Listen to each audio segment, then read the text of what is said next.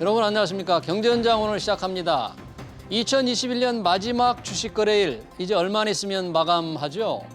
국내의 다양한 변수들 속에서도 지난 7월엔 코스피 지수가 3,300을 넘기도 했는데요. 결국은 작년 말에 비해서 4% 정도 오르는 초라한 모습으로 폐장을 합니다.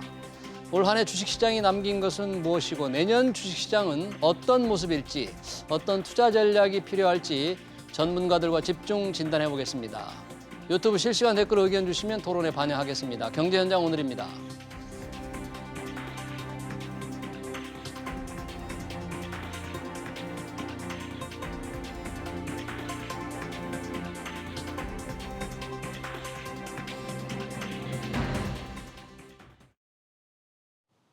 네, 내년 주시장 전망하기 위해서 두 분의 전문가 모셨습니다. 세종대 경영학부 김대종 교수 그리고 키움증권 한지영 투자전략연구원입니다. 두 분 어서 오십시오. 네, 반갑습니다. 네, 안녕하세요. 자, 이제 뭐 20-30분 있으면 국내 시장이 폐장을 합니다. 2021년. 전체적으로 보면 우리 시장 뭐 정체 상태다 저는 이렇게 한마디로 표현하고 싶은데 네. 두 분께 한번 여쭤보고 싶어요. 올 한 해 주식시장을 돌아보면서 뭐 짧게 한 단어나 한 문장으로 만약에 우리 시장을 표현한다면 우리 김 교수님 어떻게 생각하세요? 한국 주식은 역시 정답이 없구나. 한국 주식은 너무 어렵다. 어렵다. 역시 주식을 하려면 미국 주식이나 서학개미가 동학개미를 이겼다. 저는 뭐 우리나라 수익률은 아까 말씀하신 것처럼 고점 대비 마이너스 10%에 끝났고요. 네. 근데 미국 주식은 S&P가 30% 올랐습니다. 이게 뭐 매년 30%입니다. 이게 매년? 올해만 30%가 아니라 네. 보통 매년 한 20%, 30%다. 그래서 제가 이제 정권회사 입사한 94년도에 종합주가지수가 1,100이었거든요. 네. 그러니까 30년이 지난 오늘 현재 3,000이니까 겨우 3배 올랐고 같은 기간에 애플이 한 2,000배 올랐습니다. 애플은 2,000배, 애플이 코스피는 30년간 고작 3배. 3배. 그다음에 이제 삼성전자가 100배 올랐고요. 100배. 여러분이 알고 계신 엄마 아파트가 10배 올랐습니다. 그 당시에 이제 한 2억 정도 했었거든요. 그래서 예. 이제 뭐 결론은 역시 전 세계 글로벌 주식 비중을 보게 되면 미국이 글로벌 주식 비중의 60%를 차지하고 있고 한국은 주식 글로벌 시장이 1.5%밖에 안 됩니다. 네. 그래서 주식을 투자하려고 그러면 한국과 미국을 같이 하더라도 최소한 글로벌 비중에 따른다면 9대 1로 미국의 90, 한국의 10을 해야 되겠고 미국의 90%, 한국의 10%? 예, 그게 글로벌 주식 비중이 맞고 우리 국민연금은 주식 투자 비중을 해외 60%, 네. 그다음 미국 국내 40%를 합니다. 그러니까 최소한 9대 1로 하든지 국민연금 비중을 맞추려면 6대 4로 해외 주식 비중을 많이 올려야 된다. 제가 그래프를 한번 가져와 봤는데 한번 봐주시면 예. 글로벌 주식 비중입니다. 이게 이제 금년 말 기준으로 글로벌 주식 비중인데요. 미국은 과거에 55%에서 60% 올랐습니다. 지금 나오네요. 예, 네. 글로벌 주식 비중이. 그러니까 미국 주식이 수익률을 높은 이유가 하면 네. 미국이 기축통화 역할을 하고 있거든요. 예. 전 세계의 모든 주식 시장의 금융 자본이 다 미국에 몰려 있는 겁니다. 예. 그래서 이제 미국이 60%고 일본도 지금 현재 보시면 5%밖에 안 되고 네. 중국은 4%입니다. 한국도 과거에 1.8에서 1.6으로 낮아졌다. 네. 그래서 이제 우리가 주식을 투자하시면서 돈을 버는 게 목적이니까 네. 일단은 내가 이 주식이 노후 자금이다 이렇게 생각하시더라도 최소한 장기 투자를 한다 그러면 이렇게 한국 주식보다는 미국 주식으로 해야 되겠고 글로벌 시가총액 비중대로 조금 자산 배분을 하는 게 좋겠다 그런 예, 말씀이시네요. 네. 그래서 이제 저는 어떤 주식을 해야 될지 잘 모르겠다 이러면 그냥 미국의 시가총액 10위 이내 기업을 해라 이렇게 말씀드리고 그중에서 더 좁힌다 그러면 시가총액 1위 한국에는 삼성전자이고 미국에는 애플입니다. 네. 미국의 애플이 지금 현재 시가총액이 3,000조입니다. 무려 내년에 3,000조. 뭘 사야 될까 여쭤보려고 했는데 벌써 답이 나온 것 같은데 우선 우리 한지영 연구원이 보시는 네. 올해 증시 동향도 한번 들어보고 또 예. 투자 전략을 보겠습니다. 우리 연구원님 어떻게 올해 한 해를 정리를 하셨어요? 네, 저는 한 문장을 표현하면은 저희가 요즘에 K-팝, K-드라마 이런 용어가 유행이잖아요. 한국 고유의 그런 특성을 나타내는 거. 저는 올해가 이것이 K 주식시장이다라는 좀 말씀을 드리고 싶습니다. 이게 K 주식시장이죠. 네. 어떤 걸 통상적으로 한국 증시가 작년만 놓고 보면은 작년이랑 올해 초를 놓고 보면은 증시가 굉장히 분위기 좋았죠. 그리고 막 자고 일어나면 주식 올라 있고 네. 한때는 막 그냥 돈 넣으면 알아서 복사가 된다고 돈 복사기라는 좀 별명까지 붙일 정도로 한국 증시에 투자했을 때 수익을 내기가 작년이랑 올해 초까지는 굉장히 쉬웠어요. 올해 초까지는. 그런데 이제 올해 초 이후부터는 저희가 아닌 거를 깨달아 체험했잖아요. 네. 그리고 실제로 한국 주식은 과거에 2019년부터 이전까지 놓고 봤을 때 투자하기가 정말 만만치 않은 시장이었습니다. 그러니까 그 교수님께서 말씀하신 대로 미국 주식으로도 많이 몰려가고 있었는데 예. 올해 저는 이렇게 어떻게 보면 한국 증시가 과거의 정상으로 좀 돌아왔다.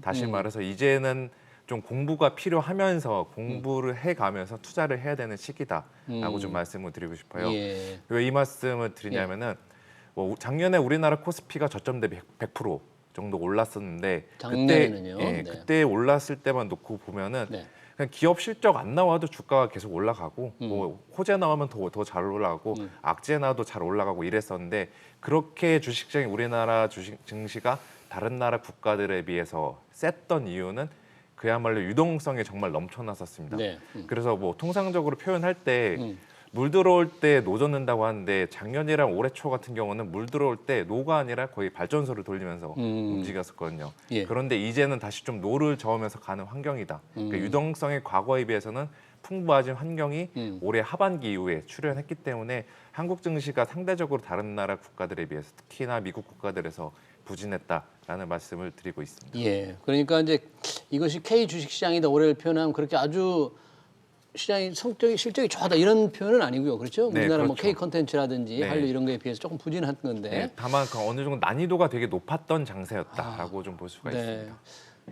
그렇게 보면은 우리 김대중 교수님과 한지영 연구원의 말씀을 보면 미국과 우리 증시의 이제 디커플링 서로 차별화라 그럴까요? 서로 전혀 동조화 현상이 좀 깨져버렸잖아요. 예. 미국 잘 나가고 우리 시장 부진하고. 그럼 이런 흐름이 어떨까요? 어떤 이유 때문에 이렇게 차이가 디커플링이 났을 때 저는 가장 이제 뭐 우리가 커플링이라고 하는 것은 이제 동조화된다 이렇게 네. 같이 간다는 동반한다는 뜻이고요. 디커플링이라고 하는 것은 이제 비동조하다. 미국이 오려면 한국에 올랐던 게 이제 한국의 정시였는데 네. 비동조라고 하는 것은 미국은 올랐는데 한국은 내렸다는 게 이제 비동조하죠.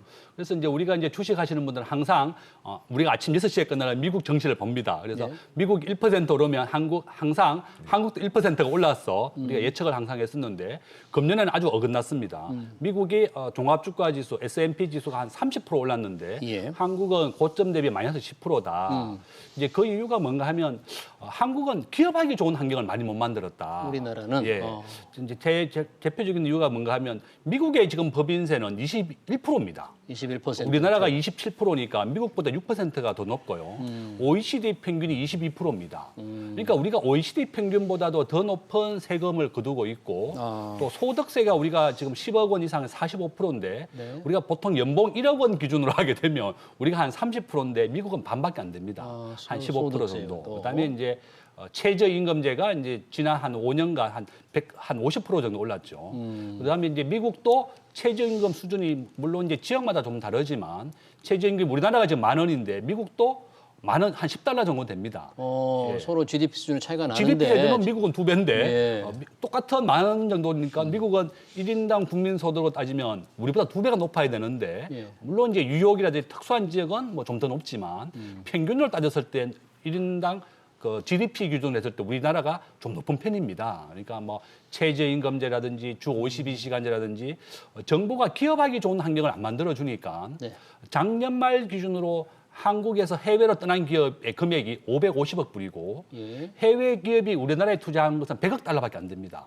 그러니까 5배가 유출이 많았다. 예. 그러니까 삼성전자, 현대자동차, LG전자 국내 대표의 기업들이 전부 다 미국이나 베트남의 공장으로 옮겨버렸다. 네. 그러니까 너무 임금도 오르고 법인세도 높고 미국이라든지 베트남 같은 경우에는 뭐 10년간 법인세 전액 면제, 뭐 공장 부지 전액 면제, 뭐 이렇게 파격적인 조건을 해주니까 우리나라의 지금 현재 청년 고용률이 45%입니다. 예.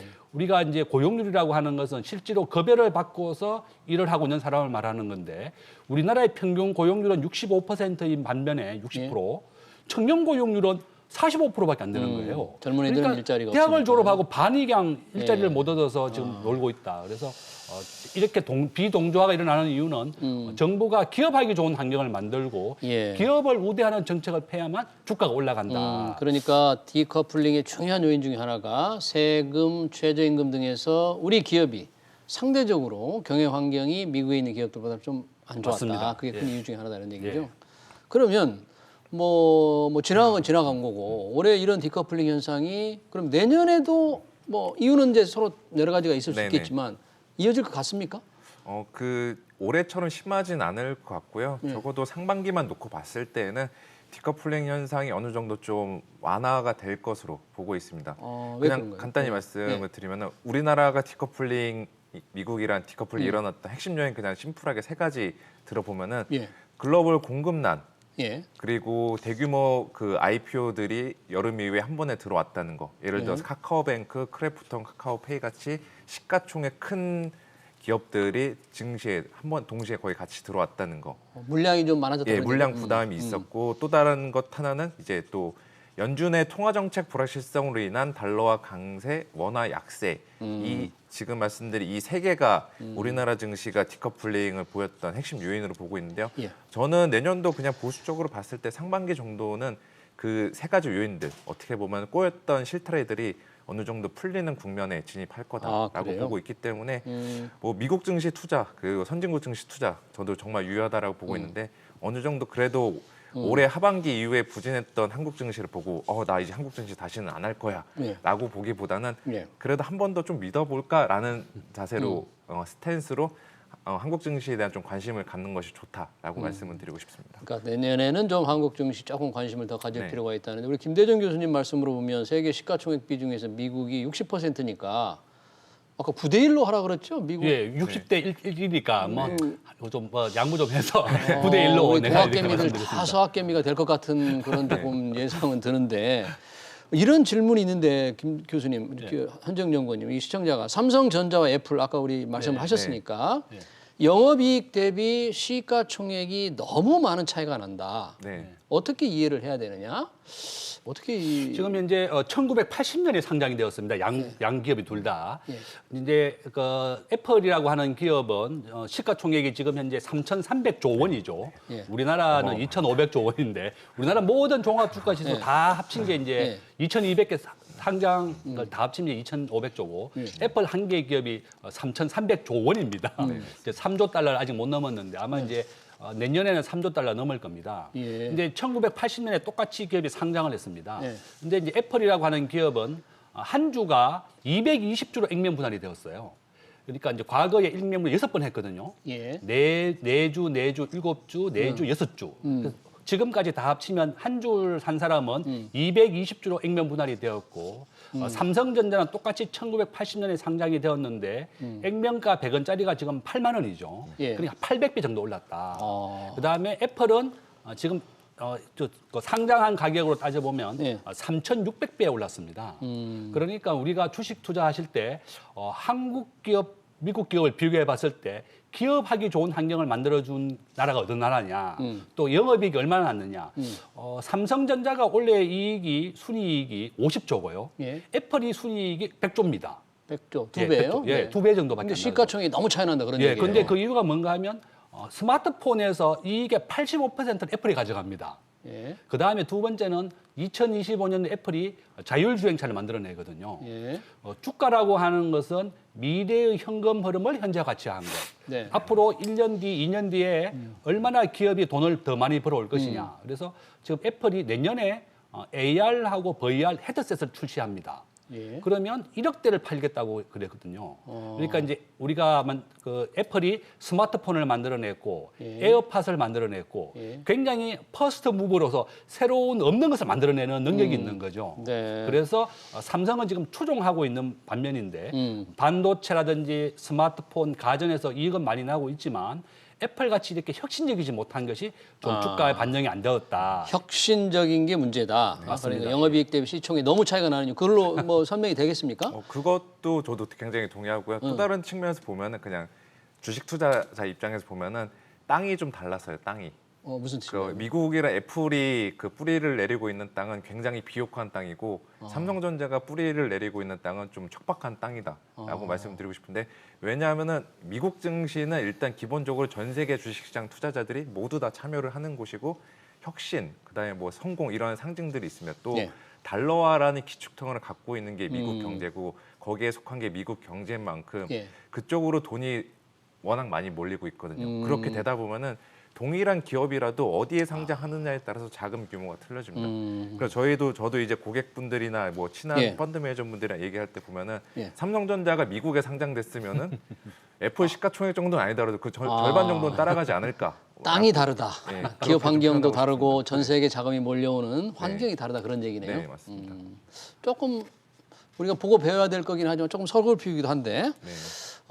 내년에 이제 연준 왜 3월에 지금 돈 푸는 걸 줄이는 테이퍼링을 지금 하고 있지 않습니까? 이게 이제 3월에 끝나면서 금리 인상이 예고돼 있는데 맞습니다. 예. 이게 투자자들한테는 좀 부담이 될 것 같은데 어느 정도 영향을 줄까요? 저는 굉장히 큰 영향을 줄 겁니다. 그래요? 제가 2008년도에 경험해 보면 예. 그 당시에 환율이 1,600원까지 올랐었고요. 예. 우리나라가 주식시장이 약 30-40% 폭락을 했었습니다. 어. 제가 주가와 환율 그다음에 그 상관관계 그래프를 한번 가져와서 한번 보시면 주가라고 하는 것에 가장 크게 영향을 주는 것은 기업의 경상이익입니다. 기업의 영업이익. 예, 기업의 경상이익입니다. 경상이익, 예. 주가에 역시 보시면 주가에 가장 크게 영향을 주는 것은 바로 0.55 정도 경상수지가 영향을 줬고요. 통상수지는 예. 영향이 뭐 외환보육은 항상 뭐 우상향이니까 완전히 예. 뭐 거의 0.95 정도로 밀접한 관계가 있고 제일 밑에 보시면 국채금리나 CD금리가 마이너스 0.7입니다. 그러니까 기준금리를 올리게 되면 마이너스 0.7로 주가는 내린다는 거죠. 네. 그다음에 환율도 마이너스 0.3입니다. 네. 그래서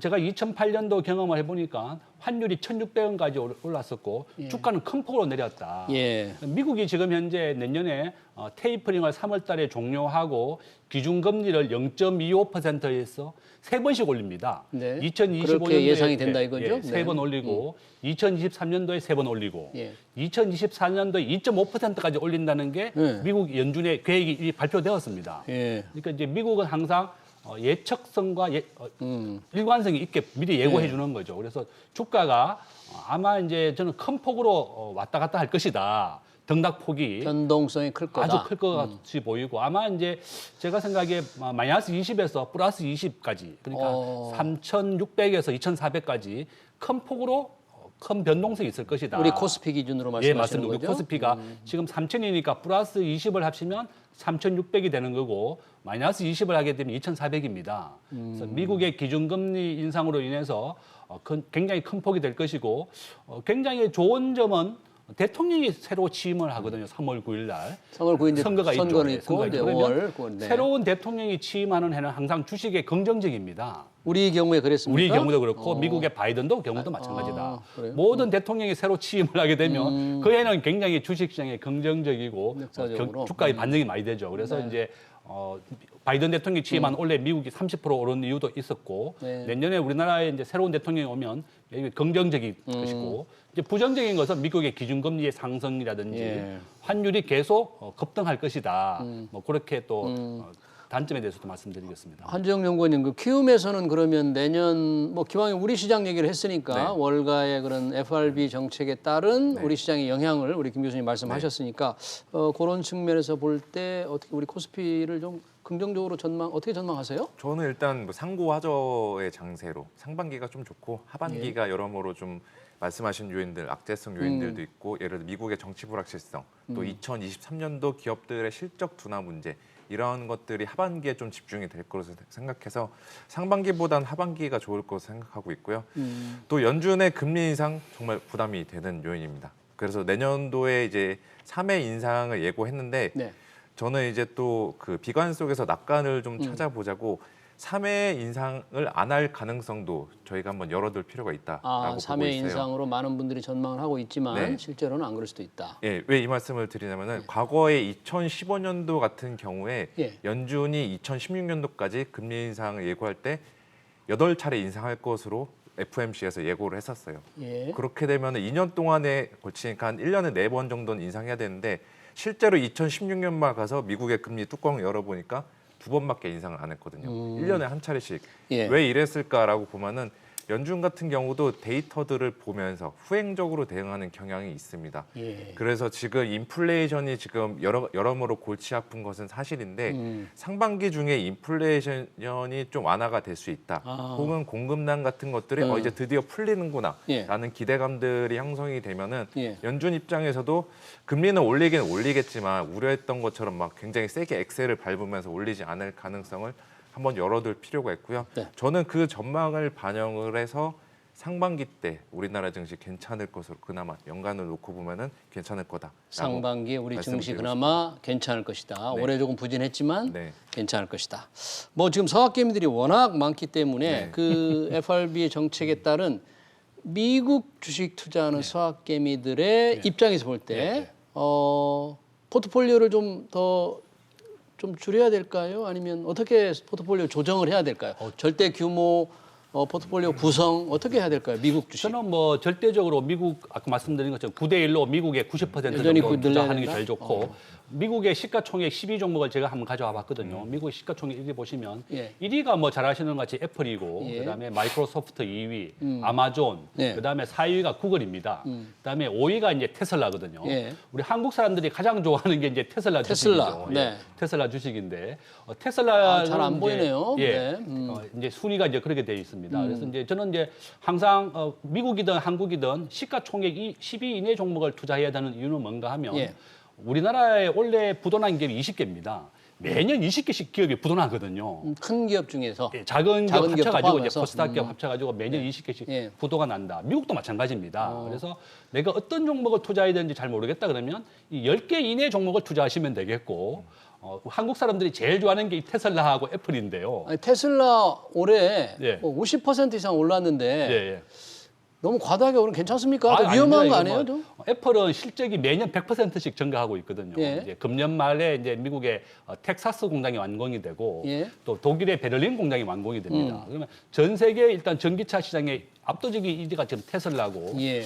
작년에 테슬라가 1,200달러에서 액면 분할을 해서 예. 2,000달러까지 80% 올랐습니다. 그 2,200달러에서 내주로 액면 분할을 했는데 예. 400달러에서 시작해서 지금 다시 1,200달러가 된 겁니다. 아. 그러니까 매년 액면 분할을 지금 한다. 지금 현재 우리가 애플 주식은 220억 주고 예. 삼성전자가 50억 줍니다. 지금 테슬라는 주식 수가 10억 주밖에 안 됩니다. 그러니까 앞으로 한 5번 정도는 삼성전자 같이 액면 분할을 한다 그러면 5번 정도는 액면 분할 더 해야 된다. 제가 생각하기에는 뭐 아마 그 자율주행 기능이 우리가 스마트폰 시장이 한 5배 정도 더 클 거라 예. 그러거든요. 그래서 예. 이제 저는 뭐 우리가 어떤 주식을 해야 될지 잘 모르겠다 그러면 그 시가총액 상위 종목 테슬라나 애플 저는 뭐 엔비디아도 마찬가지다. 네. 뭐 한국 사람들이 좋아하는 네. 또 수익률도 좋은 종목을 그냥 절대로 팔지는 마십시오. 이제 테슬라의 일론 미더가 얘기했는 게 얼마 전에 본인은 많이 팔았잖아요. 예, 본인은 이제 세금을 15조 내야 되기 때문에 세금을 내기 위해서 15조를 팔았는데 네. 본인이 얘기했습니다. 테슬라 주식은 절대로 단기적인 욕구를 가지고서 투자해서는 안 된다. 최소한 2년 이상, 10년 정도 목적을 가지고 투자한다면 테슬라를 사라. 뭐 이렇게 알겠습니다. 권유할 정도다. 이렇게 말씀드리고 이게 항상 50%까지 급락을 합니다. 그래서 참을 수 있으면 테슬라를 하시고 참기가 어렵다 그러면 그냥 애플이 낫다. 이렇게 말씀드리겠습니다. 지금 이제 김대중 교수님 말씀에서는 이제 우리 서학개미들이 좋아하는 종목 여전히 괜찮을 거라는데 이 업종을 좀 크게 나누어 본다면 한정 연구원이 보시기에 포트폴리오에서 뭐 왜 그런 거 있지 않습니까? 이제 좀 오미크론이라든지 코로나 변수가 좀 괜찮아지면 네. 뭐 일반 에너지, 금융, 생활주들이 좀 괜찮을까? 아니면 기술주들이 여전히 괜찮을까? 이렇게 네. 업종 구분을 해서 본다면 네. 어떤 변화가 좀 있을 수 있을까요? 예, 뭐 그리고 일단 그 말씀을 드리기 앞서서 저기 아까 화면에 띄워드렸던 대로 띄우셨던 대로 개인 투자자들의 순매수 수익률을 보니까 예. 서학개미 분들 정말 주식 잘하시네요. 다들 진짜 수익률에서도 엄청나게 네, 많이 그렇죠. 그 좋은 수익을 내고 계시는데 저도 저기에 있는 종목들은 대부분 다 내년도에 끌고 갈 만하다라고 보고 있습니다. 아, 그래요? 왜냐하면은 저기 대부분 애플, 테슬라, 알파벳, 엔비디아 네. 이렇게 기술 테크주들이라고 저희가 표현하는데 테크 업종이라고 표현하는데 이들 업종은 내년도에도 실적을 꾸준히 낼 것으로 기대가 되는 종목들입니다. 그래요? 그리고 내년 같은 경우에는 어떻게 보면은 기업들 간의 옥석가리가 좀 더 철저히 진행될 것으로 보고 있거든요.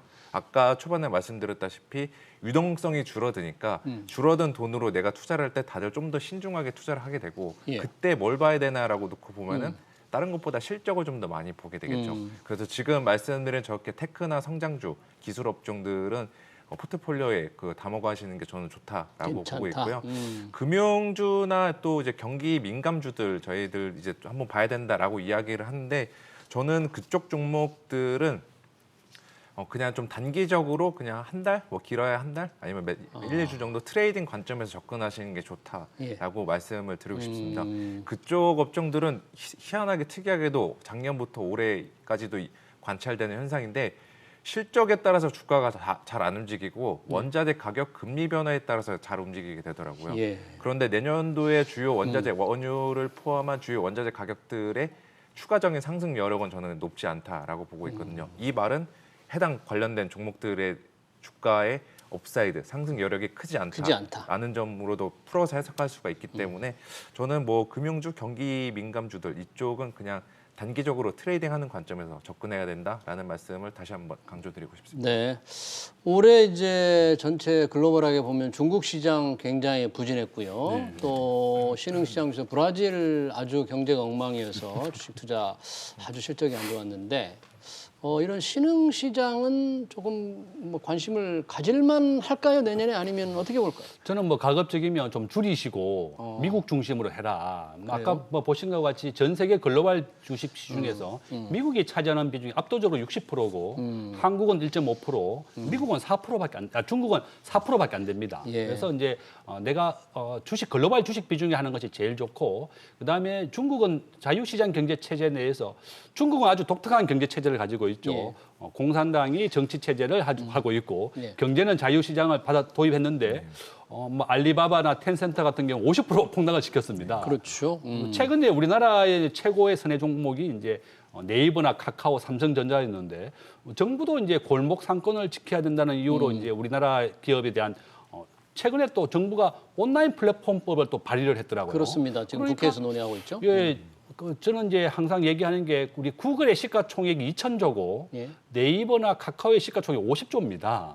겨우 3%밖에 안 되는 시가총액을 차지하고 있는데 이것은 이제 골목 상권과 저는 이제 우리나라의 빅테크 기업 네이버나 카카오가 상생을 해서 좀 같이 발전할 수 있는 그런 대안을 제시해야지. 우버가 우리나라 택시 기사의 일자리를 뺏는다고 해서 우버를 금지시킨 나라가 우리나라고 우버나 타다법 뭐 그다음에 에어비앤비를 다 금지시켜놨는데 네. 과거에 이제 우리가 개화기 때 이렇게 세상에 큰 물결을 막아버리면 나라가 어려워졌죠. 예. 그래서 저는 이 4차 산업혁명이라고 하는 이 거대한 물결이 우리나라에 왔고 우리나라는 세계 1위의 스마트폰 보급률을 가지고 있습니다. 예. 95%. 그다음에 전자정부도 세계 1위고 예. 그다음에 통신 인프라도 세계 1위다. 그래서 저는 이제 정부에 얘기하고 싶은 게 이러한 우리나라의 빅테크 기업들과 골목 상권, 네. 기존의 제조업과 상생할 수 있는 대안을 마련해서 네. 기업하기 좋은 환경을 좀 만들어 달라. 알겠습니다. 그러면 우리나라 주식도 더 활발해질 것이다. 이렇게 말씀을 드리겠습니다. 예, 뭐 우리 주식시장 얘기했으니까 우리 개미 투자자들로 한 해 삼성전자로 마음을 좀 알았거든요. 삼성전자 뭐 10만 전자가 갈 뻔했는데 지금 뭐 8만 전자에서 다시 또 미끄러져 있어요. 네. 한주영 연구원님 어떻게 보십니까? 삼성전자의 내년 전망 종합적으로 반도체 업종을 봤을 때 조금 긍정적인 전망들은 많이 있는 편이죠. 지금. 네, 그렇습니다. 그리고 뭐 지금 외국계 IB에서도 이제 한때는 뭐 윈터 이즈 커밍이라고 겨울이 예. 온다, 여름에 발표를 했었는데 최근에 톤을 보면은 지구 온난화가 발생해서 겨울이 그런 얘기 따뜻했다라고 있더라고요. 표현하면서 반도체 업황에 대한 좀 시각들을 다시 돌리고 있더라고요. 예. 저도 거기에 동의는 하고요.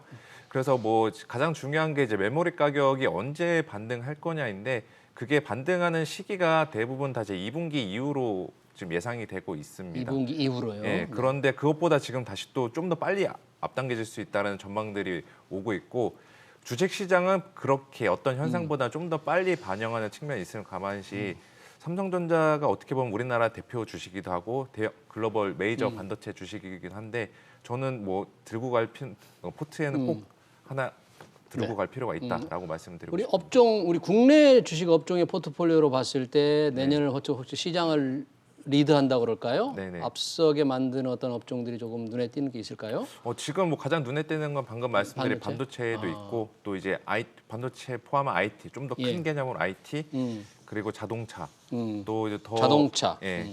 또 상반기 정도로 주도가 될 만한 거는 아무래도 대선이 있는 만큼 건설주들도 한번 관심을 가져볼 필요가 있다. 건설주요? 예, 건설주 같은 경우도 대부분 지금 후보자들의 공약의 대부분이 조금 부동산 대책 쪽에 마련이 그 초점이 맞춰져 있는 만큼 이렇게 정부에서 부동산 대책 대부분 다 공급 쪽으로 초점이 맞출 텐데 그렇게 되면 이거는 건설주들이 실적에 바로바로 반영이 될 수 있는 요인들이거든요.